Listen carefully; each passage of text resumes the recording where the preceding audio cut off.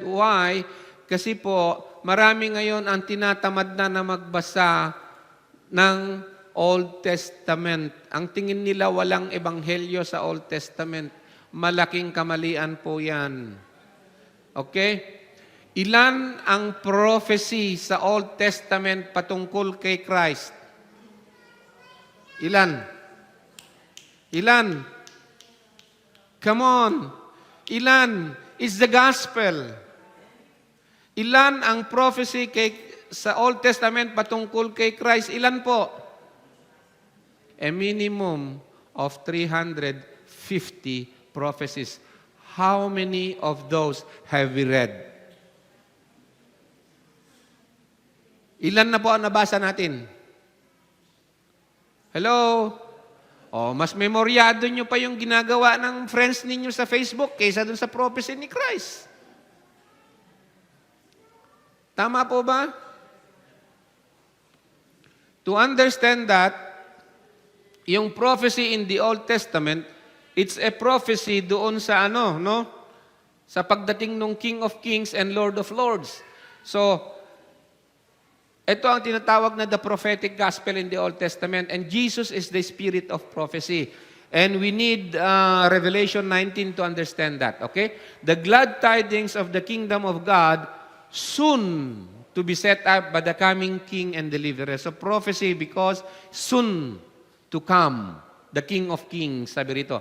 To understand that, sa Revelation 19:10, binigyan niya tayo ng pagkaunawa na kung saan sabi ng angel kay St. John, I fell at his feet to worship him, but he said to me, do not do that. I am a fellow servant of yours and your brethren who hold the testimony of Jesus. So sabi nung angel, I am a fellow servant of yours. O isipin mo yung level na ibinigay sa atin ng Panginoon. Eh kung minsan, meron yata yung mga katuruan dito na meron silang mga anghel. Tapos iniutusan pa nila yung mga anghel. Angel, send forth fire. Inuutusan nilang ganon. Nakakita na kayo ng ganon? Nakarinig na kayo ng ganon? Eh sabi rito, no, I am a fellow servant of yours. Do not worship me. Sabi niya. And your brethren who hold the testimony of Jesus. Sabi ng angel, worship God. The testimony of Jesus is the spirit of prophecy. Ibig sabihin, it is the spirit of Christ yung nagpo-prophecy doon sa Old Testament.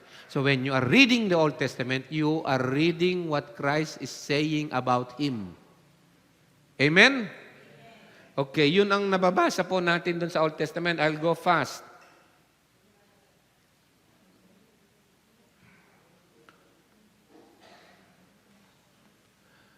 So dito, the testimony, this is very important, take note, picturean nyo, the testimony of Jesus is the real or ultimate nature of prophecy. Hindi yung mga prophecy na, ewan ko ba kung meron pa yung prophecy na, uy, nakita ko, meron kang meron kang adultery dito sa noo mo. May discernment daw, saka may prophecy, at saka kung ano-ano pa. No, the testimony of Jesus is the real or ultimate nature of prophecy, meaning that all prophecy points towards the conclusion of the gospel. Amen? Prophecy means the Word of God. Kapag sinabi mo na ang kabayaran ng kasalanan ay kamatayan, is it a prophecy? Yes, it is a prophecy. The wages of sin is death is prophecy.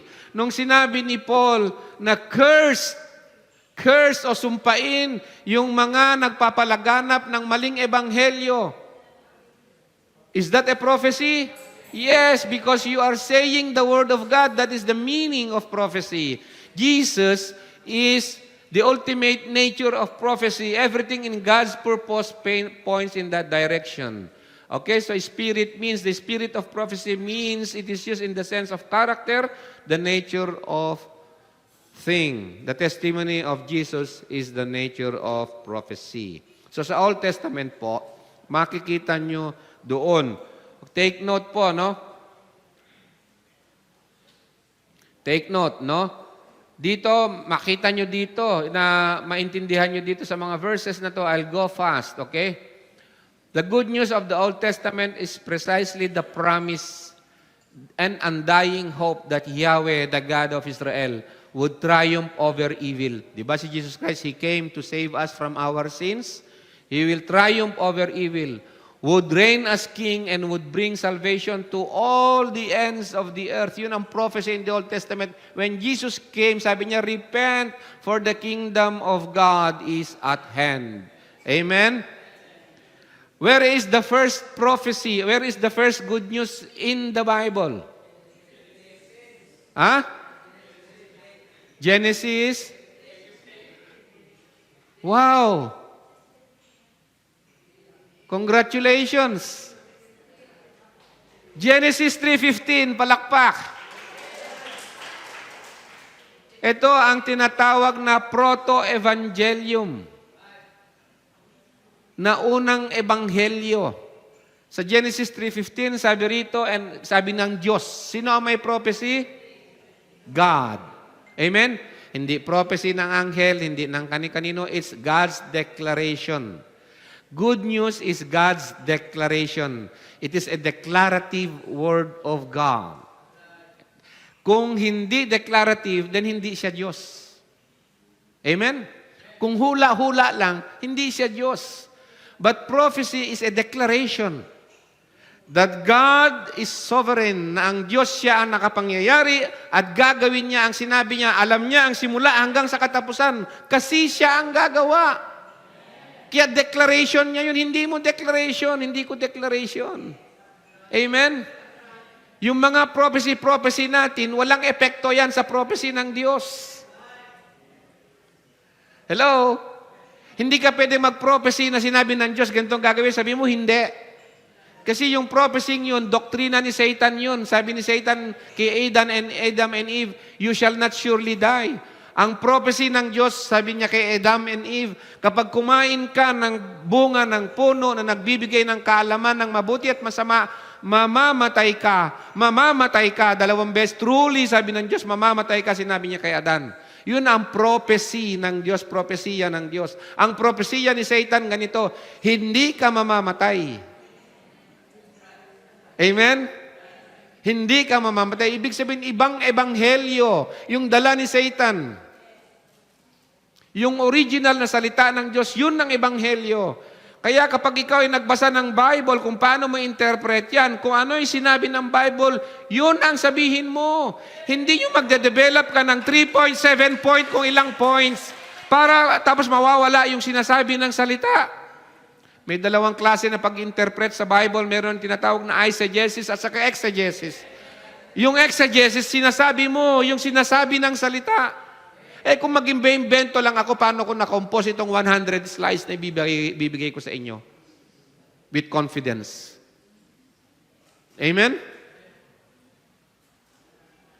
100 slides, nakaka-20 pa lang tayo. That's the first gospel. The coming of Christ. The seed. Sino yung seed? Jesus Christ. Di ba? Anong gagawin ng seed? Anong gagawin ng seed? Bruise the head of the serpent. Apakan niyang ganun, di po ba? In some translations, the seed of the woman will crush. Dudurugin niya ang ulo ng ahas. Di ba? O, di ba? So, dudurugin niya yung ulo ng ahas, aapakan niya. Amen? Hindi amen. Wrong.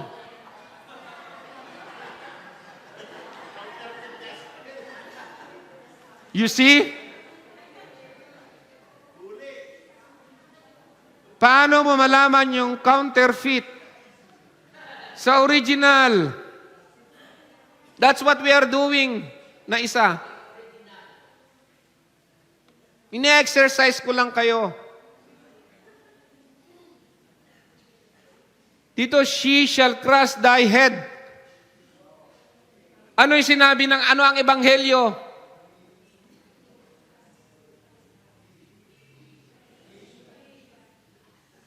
Ito.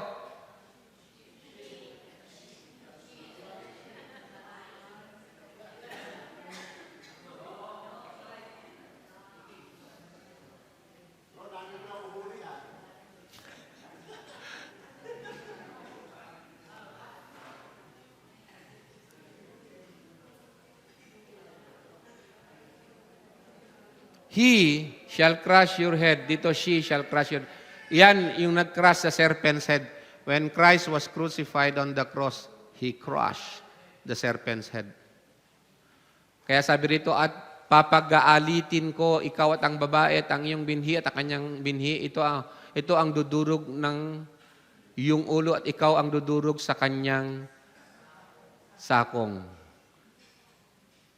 Ito siya, ang binhi ang dudurog sa iyong ulo, sabi niya sa ahas. Amen?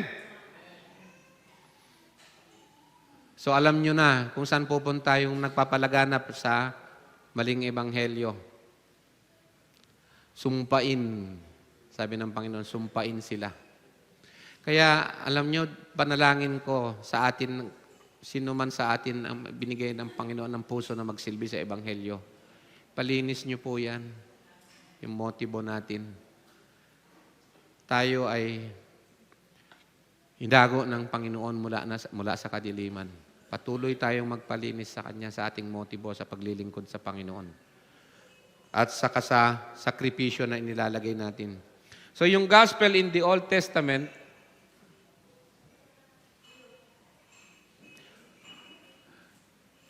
sabi ni Paul, this is very important na maintindihan natin, and to this salvation na sinabi ng mga prophets. The prophets who prophesied of the grace. So yung good news, it is by grace kasi ang ating kaligtasan. It's all the work of God. Hindi natin pwedeng iligtas ang ating sarili. Amen? Hindi natin pwedeng patawarin ang ating sarili. Maraming nagsasabi, forgive yourself. Eh kung po pwede forgive yourself, di bahala na ito pagdating doon, I forgive myself, punta ako sa heaven. You cannot forgive yourself your own sins. We sinned against God, a holy God, infinite, eternal God. So yung pagkakasala natin sa Kanya, napakalaki, hindi maliit. Kahit anong liit ng kasalanan, malaking malaki sa Diyos kasi ang Diyos ay infinite, eternal. Anumang pagkakasala sa Kanyang eternal authority, infinite na kapangyarihan, anuman ang pagkakasala sa Kanya, kahit maliit yan, ay napakalaki. We cannot forgive our own selves. It is only God who can save us, that is by grace. That would come to you, made careful search and inquiries, seeking to know what person or time the Spirit of Christ within them. Who is the Spirit that is in the prophets in the Old Testament? Christ. Amen? Is Christ in the Old Testament? Is Trinity in the Old Testament? Amen? Is Trinity in the Old Testament? God the Father, God the Son, and God the Holy Spirit. They are in the Old Testament. Actually, yun talaga paniniwala ng mga Kristiyano noon. Abraham believed that. Do you know that Abraham believed the Trinity?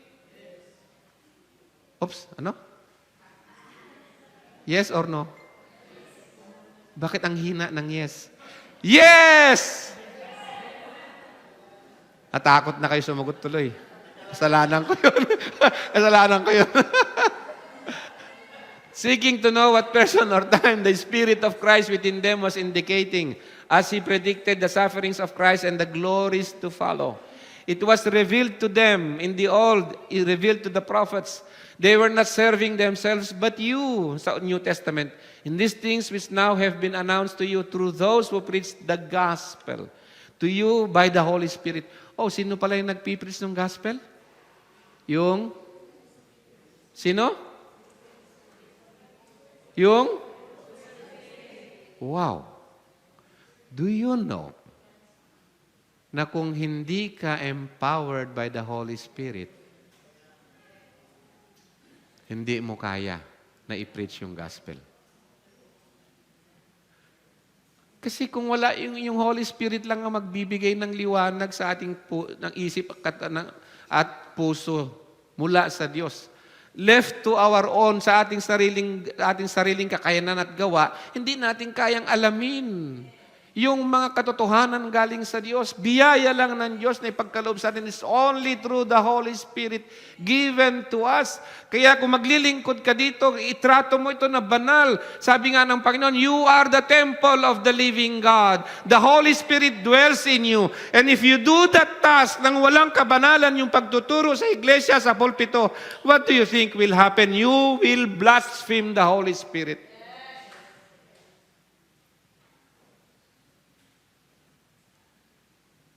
Amen? Now have been announced to you through those who preach the gospel to you by the Holy Spirit sent from heaven. Holy. Amen? Holy. Napakabanal yung ibinigay na task sa atin. Meron sabi nung isang tao ganito, gawin man akong hari, pero bababawan ko yung ebanghelyo, sabi niya, huwag na. Hindi ko ipagpapalit yung kabanalan ng ebanghelyo sa pagiging hari.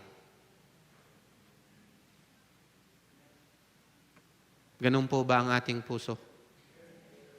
Sa Panginoon, na siya ang binili niya tayo sa pamamagitan ng kanyang dugo na nabuhos sa krus ng Calvary.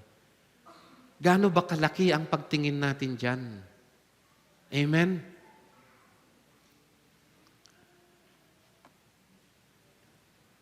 Now the promises were spoken to Abraham and to his seed. He does not say and to seeds, referring to many, but rather to one, and to your seed that is in Christ. So lahat ng prophecy, ang ultimate na reality niyan, ang ultimate kako na fulfillment niyan, at ang essence niyan sa Old Testament is Jesus Christ. So yung promises even to Abraham, the gospel is Jesus Christ, the seed. Amen? The seed would come. Jesus answered them and said, verily, verily, I say to you, you seek me not because you saw the miracles, but because you did eat of the loaves and were filled. Noong panahon din ng Panginoong Yesus, marami ang pumupunta sa Kanya dahil, paano ba naman yan? Libre kain. Pupunta sila sa church, isipin mo yun, magbigay ka ng piso, babalik sa iyo 1,000. Di ba? Siksik, liglig, nag-uumapaw. Hindi masama yung magbigay sa Panginoon, hindi masama yung humingi sa Panginoon, hindi masama yung i-prosper ka ng Panginoon. Pero dito, tulad ng sabi ng Panginoon, lumalapit sila because they eat loaves and were filled.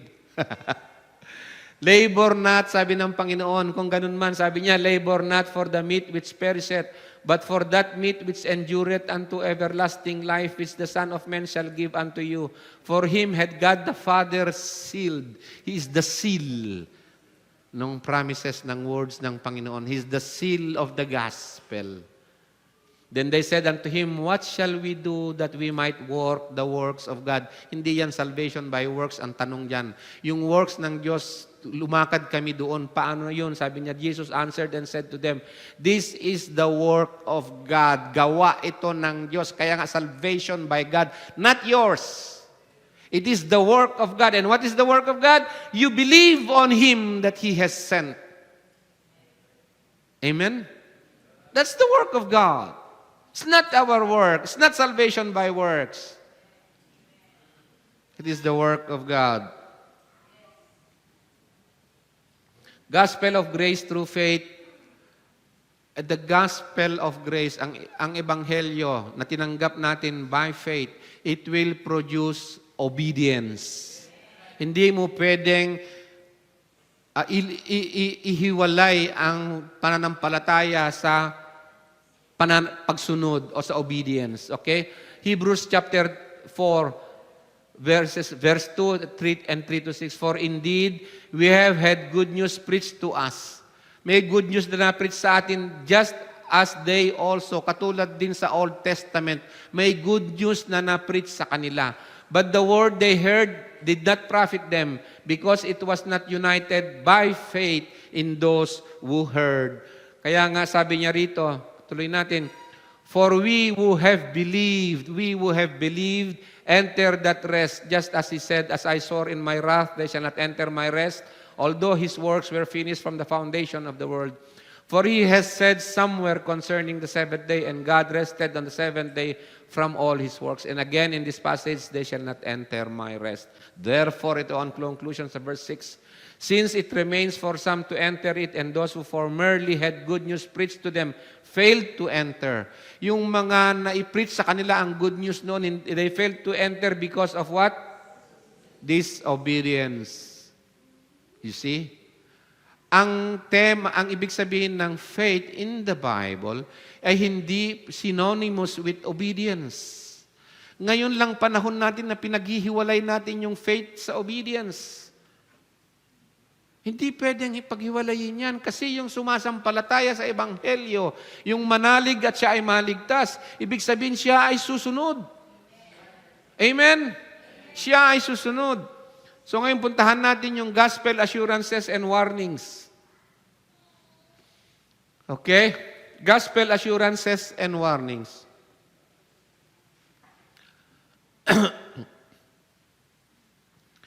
As Moses lifted up the serpent in the wilderness, even so must the Son of Man be lifted up. Marami ang nagpipris ng John 3:16. Hindi nila isinasama yung 14. Hindi mo maintindihan ang John 3:16 hanggang John 3:18 hanggat hindi mo isinasama yung John 3:14. Amen? Doon nakabase yung John 3:16. As Moses lifted up the serpent in the wilderness, even so the Son of Man must be lifted up. Pupuntahan natin yan. So that whoever believes in Him will have eternal life. Whoever believes in Jesus will have eternal life. For God so loved the world that He gave His only begotten Son, that whoever believes on Him shall not perish, but have eternal life. For God did not send the Son into the world to judge the world, but that the world might be saved through Him. He who believes in Him is not judged. Do you know that when you believe in Christ, by faith, meron yung tinatawag ni justification, di ba? Napatawad ka na sa iyong mga kasalanan, ikaw ay declared by God na matuwid. Kasi yung katwiran din ni Kristo ay sumaatin na.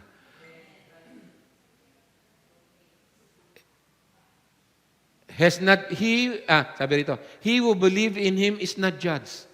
Kaya paghaharap tayo sa Panginoon, hindi na tayo ma-judge. Hello? Baka bukas ma-judge ako uli. Hindi na yun ang assurance ng gospel. Pero dito, may warning and assurance ang gospel. Pupuntahan natin yan. He who does not believe has been judged already because he has not believed in the name of the only begotten Son of God. We will explore these verses now. As Moses lifted up the serpent in the wilderness, even so must the Son of Man be lifted up. Sabi natin kanina, itong segment na to, ang subtitle niya is The Gospel Assurances and Warnings. May mga assurances nakita nyo naman. Who believe in the Son is saved, is not judged. Okay? Ano ang warning dito sa gospel? May warning ba ang gospel? Ano ang warning sa John 3:16?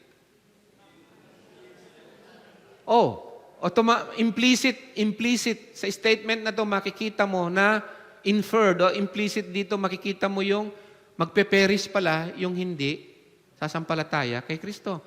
Bakit mag-perish? May judgment pala ang Diyos.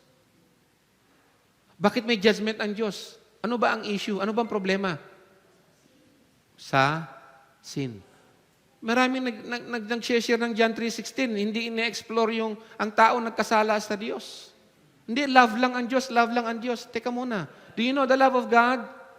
The love of God says that unless you repent and believe in Christ, you will perish. That's the love of God. In Christ may kapatawaran. Nung sumampalataya ka, paniwalaan mo ako. Sabi na, deklarasyon kasi ng Diyos yun eh. Pag di mo pinaniwalaan, sinong pinaniwalaan mo? Sinabi mo na ang Diyos ay sinungaling. Iyon ang nangyari sa Garden of Eden. Gisabi ni Satan, you shall not surely die. Ibig sabihin, sinabi ni Satan, sinungaling ang Diyos. So yung hindi naniniwala sa sinasabi ng Diyos na gospel, sinasabi nila sa Diyos sinungaling. Kaya nga sabi, they have been judged already because he has not believed in the name of the only begotten Son of God. They do not believe the declaration of God, the statement of God, the command of God. Amen? Ngayon, dun sa wilderness, as Moses lifted up, sabing ganon, the serpent, ano po nangyari? Bakit may lifted na serpent doon sa Numbers? In the book of Numbers. Ano nangyari? Nag-complain sila. Tama? Nabasa niyo po ba yan? Is in the New Testament at meron din sa Old Testament. Nabasa niyo yung John 3:16, hindi niyo nabasa ang John 3:14. Hello? Pagka ganun, namimili lang kayo. Kung ano yung maganda sa pandinig. Cherry picking ang tawag doon. Ha? As Moses lifted up the serpent in the wilderness, so must the Son of Man be lifted up. He who believes in Him may have eternal life. Ano nangyari? Doon po, nung nag-complain sila sa Diyos, nilabas kami ng Diyos mula sa Egypto, pagkain namin, puro na lang mana, mana and mana. Samantalang sabi ng Diyos, yung mana ay food of the angels. Mas gusto namin yung pagkain namin sa Egypt. Mas gusto namin yung ganito. Kaya ba kaming iligtas niyan? Dito walang tubig, ganito. Ang dami nilang complain sa Diyos. Kaya ba kaming iligtas? Yun ang complain nila. Dami nilang hinihingi na iba pa. So, nagpadala ang Diyos ng ahas. Pinagtutuklaw sila ng ahas. Thousands ang namatay. Pinagtutuklaw sila hindi nagpadala ng ahas? Ang Diyos. Warning. Is the gospel in John 3:14? Does it has warning? How do we present the gospel to the people when we evangelize? Assurances lang ng walang warning? Ano sabi niya rito? So sabi ng Diyos, Moses, gawa ka ng serpent. Itaas mong ganon, sabing ganon. Para yung mga nakagat ng ahas, ngayon, teka muna, yung natuklaw ng ahas, ilang araw lang yung buhay niya. Sabihin niyo sa akin, depende sa venom ng ahas. Galing sa Diyos yung ahas. Sa palagay niyo ba, hindi mabisa yung venom nun? Nagkukunwari ba ang Diyos na ipinadala niyang ahas yung mahina lang yung venom? Ha? Diyos ko. Ang babaw naman ng tingin natin sa kabanalan ng Diyos. Amen?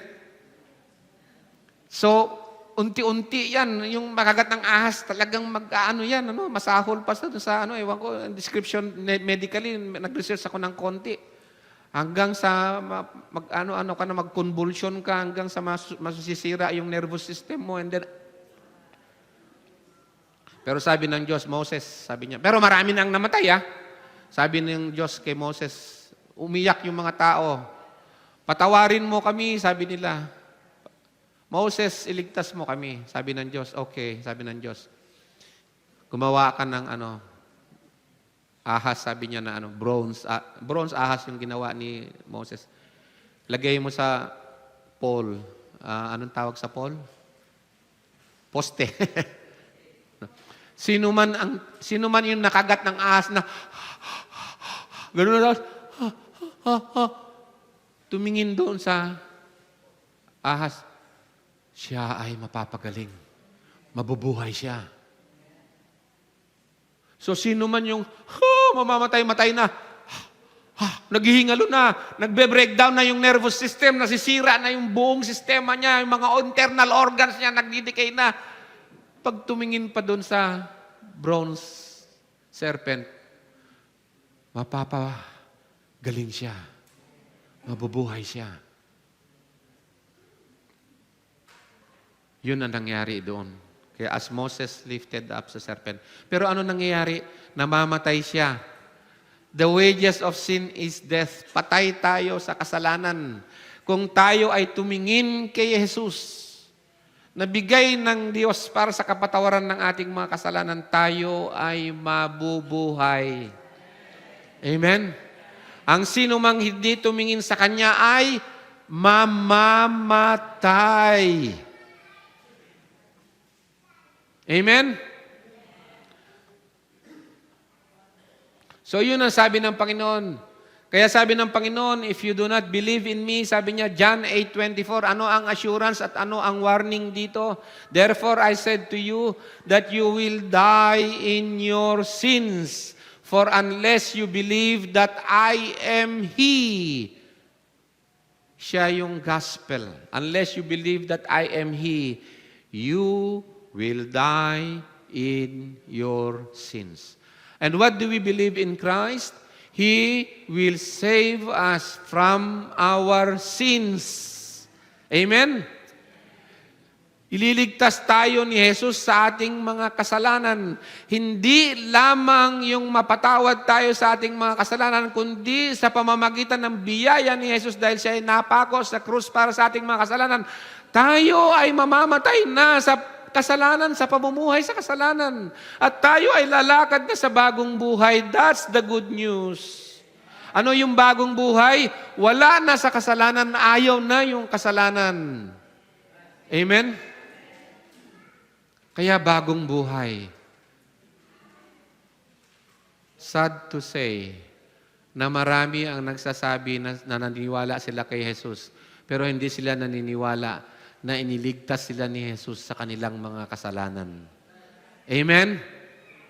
Hindi po pwede, hindi gawa ng Diyos yung tao na nagsasabi may pananampalataya siya kay Jesus, pero nananatili siya sa gawa ng kasalanan, nananatili siya sa kadiliman, nananatili siya sa chismis, sa paninira ng kapwa, sa pagnanakaw, sa pangangalunya, at saka iba't ibang uri ng kasalanan. Hindi po pwede na manatili siya doon. Nagkakasala siya. Pero namumuhi na siya sa kasalanan. Amen? Ayaw niya, hinihingi niya sa Panginoong Yesus, gusto ko mamatay na ako mamatay ako sa paglakad sa kasalanan at mamuhay ako sa bagong buhay sa iyo, sa pamumuhay sa kabanalan at katwiran. Amen?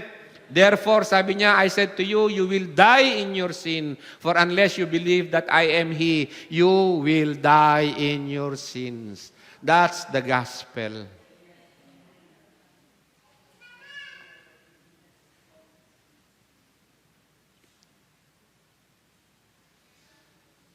So, marami pa yan. Let me advance dahil alas 2 na. So,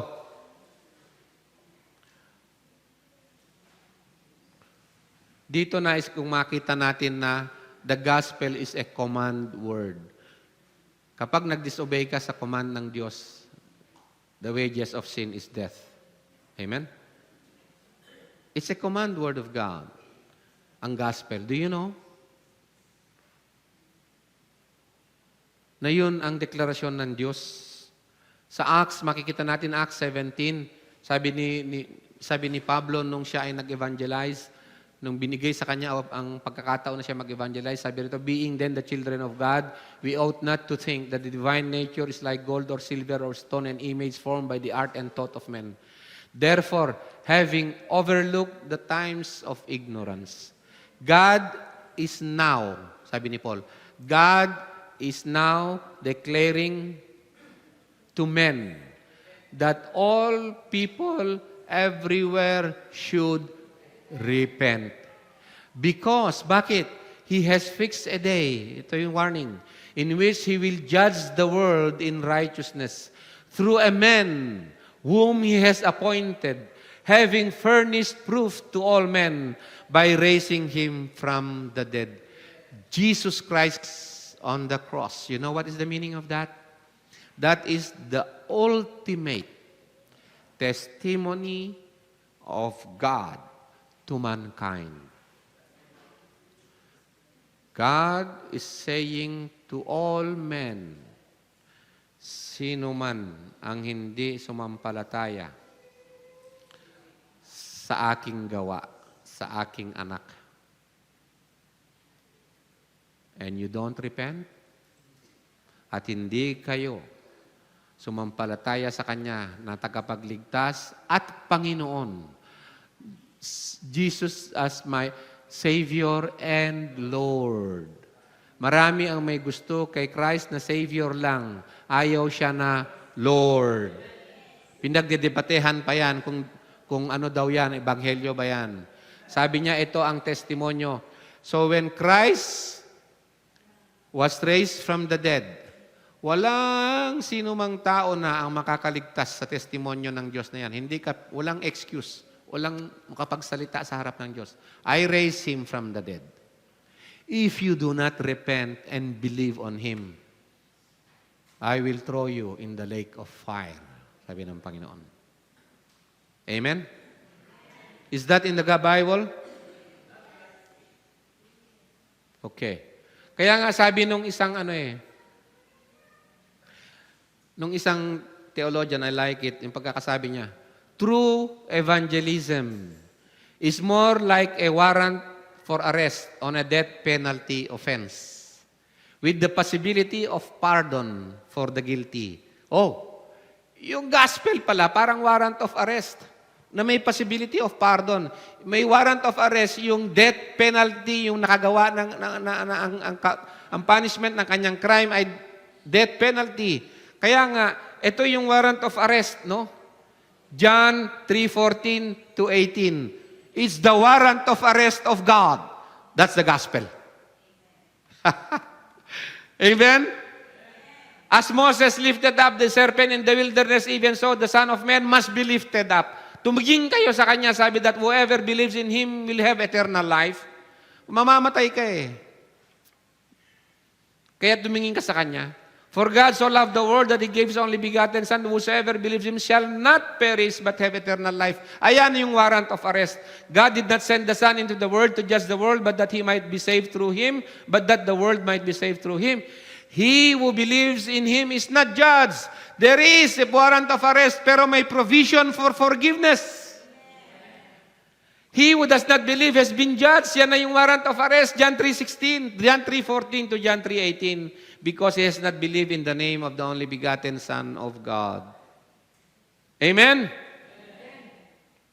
Kaya nga, sabi ng Panginoon, and He said to them, Matthew 16, verses 15 to 16, and He said to them, go into the world and preach the gospel to all creation. He who has believed and is been baptized shall be saved. But he who has disbelieved shall be condemned. Yung iba, ang good news nila dito, alam mo kung ano, mabaptize ka sa church namin. Magiging member ka ng Iglesia ni Cristo, ng Church of Christ, at ayun ay maliligtas ka. Kapag hindi ka nabaptize sa Church of Christ, hindi ka ligtas. Hinalo pa nila yung baptism na means of salvation. Belief in Christ is the only way. In Christ is the only way. Christ is completed the works of God. He is the Word of God becoming flesh. Hindi pwede ihalo ang iglesia o ng baptism maging equivalent sa salvation. Amen?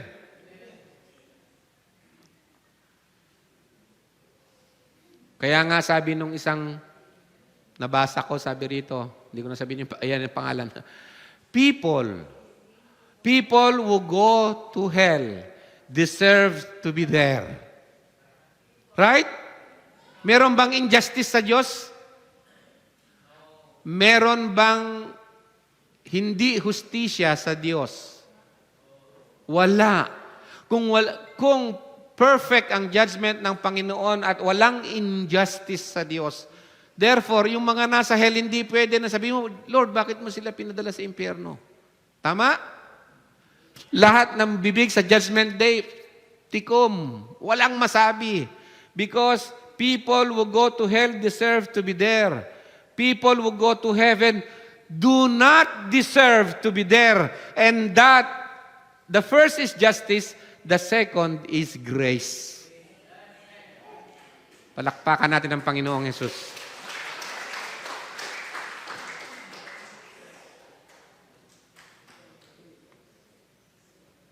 Amen? Gutom na ba kayo? Gugutumin ko pa kayo. Lapit na, sandali na lang po.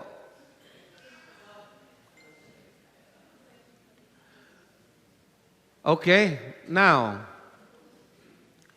meron naman yung condensed form of the gospel. No? Meron tinatawag na condensed form of the gospel na meron na yung essential content of a saving faith. Pero hindi humihinto doon. The gospel in its broadest sense, no? The Bible is in its broadest sense is the gospel. In the broadest sense of the gospel, it is the Bible, the whole of Scripture. Paano po natin nasasabi yan? Yung good news kasi is a revelation from God. May declaration ang Diyos na Diyos ay Diyos at siya ang naghahari. Sa Kanya, to Him belongs salvation. Siya ang makakapagligtas, siya ang makapagpapatawad lamang sapagkat sa Kanya tayo nagkasala. Wala nang ibang Diyos. Walang ibang Diyos na pwede mag-claim, sabihin ng Diyos din, sa akin ka nagkasala. Hindi, sa Diyos, sa totoong Diyos lang tayo nagkasala. Kaya nga, lahat ng idolatry, wawasakin ng Diyos eh. Salvation belongs to God alone. Kaya yung declaration niya from beginning to the end, it is the whole gospel. Yung ipakita niya sa atin, yung maunawaan natin yung Biblia. Do you know na nung bagong-bago ako na-convert, na naging Christian, hindi ko maintindihan yung Biblia day and night. Tanungin niyo si Mrs. Day and night, magbasa ako ng Biblia, wala akong maintindihan hanggang sa lumuha ako sa Panginoon. Lumuluhod ako sa Panginoon tuwing hating gabi. Sinasabi ko, bakit di ko maintindihan ng Biblia? 6 months have passed, 1 year have passed, wala akong maintindihan. Until one day, ginising niya ako. Buksan mo ang 1 Peter chapter 4, sabi niya sa akin. Pagbukas ko, naintindihan ko. Maliban na ang Holy Spirit ang magbukas sa atin. And that act, yung act ng Diyos na yun ay act of grace. Yung mabasa natin ang Biblia is good news to know, to hear the word of the living God. Pero bakit hindi natin mahal na basahin? Hindi natin minamahal yung salita ng Panginoon? Bakit kulang ang pagmamahal natin sa salita ng Panginoon? Bakit?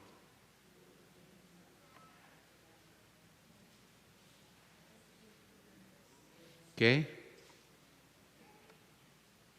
So, nabasa nyo na yan. So, in its broadest sense, the gospel in its broadest sense is the Bible.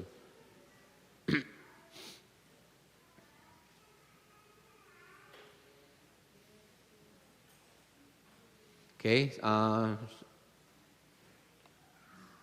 Sa session natin sa hapon, take a lunch break, tatalakay po natin yung patuloy tayo sa iba pa na parts ng ating pag-aaral.